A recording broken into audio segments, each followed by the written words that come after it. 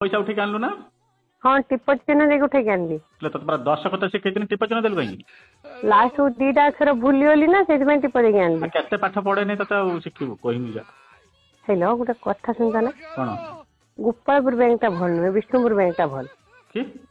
Vishnupur bank को 2 थर जाइली 6टा note मते दियंती गोपालपुर रे 4टा नोट देले मु ता सेठु पचारली विष्णुपुर रे तो 6टा नोट तुमर कहीं 4टा नोट सेठु मते पचारले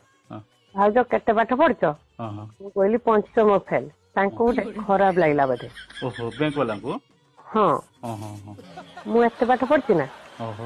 आ से माने पाठ पढ़छन ना पैसा देकी चाकरी करछन ओहो मत कहले भाउज थरे आस तुम अधिका 2टा नोट दबा विष्णुपुर भी गोटे आलुआटे बसছে ओहो जानलु करो किमिति बैंक चलेबे जानी मु जानि पानी काको 6टा काको 7टा भी दे दउथे